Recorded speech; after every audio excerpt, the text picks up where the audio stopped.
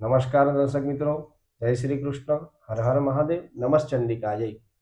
આજે આપણે જાણીશું કે જ્યોતિષમાં અત્યંત શુભ ગણાતો યોગ એટલે કે ગજકેસરી યોગ વિશેની સંક્ષિપ્તમાં માહિતી જાણીશું। ગજકેસરી યોગ કયા ગ્રહો દ્વારા બને છે તેની માહિતી જાણીશું, શું ફળ આપે તેની પણ માહિતી આપણે જાણીશું।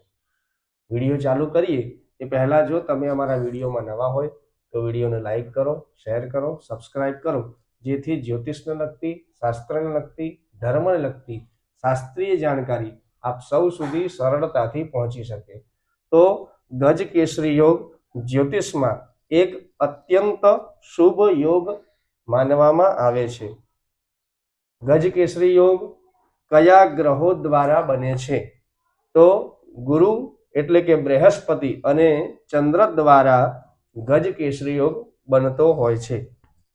જ્યારે ગુરુ ચંદ્રથી કેન્દ્ર સ્થાનમાં હોય એટલે કે 1, 4, 7 અથવા 10મા ભાવમાં હોય ત્યારે ગજકેસરી યોગ બને છે। ઉદાહરણ તરીકે ચંદ્ર મેષમાં હોય અને ગુરુ મેષ, કર્ક, તુલા અથવા મકરમાં હોય ત્યારે ગજકેસરી યોગ બનતો હોય છે। ગજકેસરી યોગનું સંક્ષિપ્તમાં ફળ આપણે જાણીએ। માન સન્માન અને પ્રતિષ્ઠા, બુદ્ધિ વિદ્યા અને જ્ઞાનમાં વૃદ્ધિ, ધન સુખ અને અત્યંત સમૃદ્ધ વ્યક્તિ તથા સારા પદ અને અધિકાર, સમાજમાં નેતૃત્વ શક્તિ, જીવનમાં સ્થિરતા અને શુભ તકો તેઓને મળતી રહેતી હોય છે।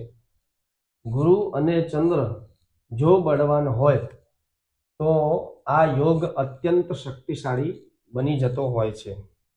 પણ જો પાપ ગ્રહોની દ્રષ્ટિ અથવા કોઈ પણ પ્રકારનો સંયોગ થતો હોય તો આ યોગની અંદર, ફળની અંદર સામાન્યપણે ઘટાડો થતો હોય એવું જણાય છે।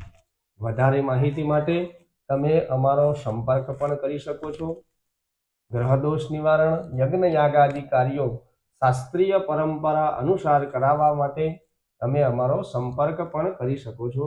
જય શ્રી કૃષ્ણ, હર હર મહાદેવ, નમસ્ચંડિકાય।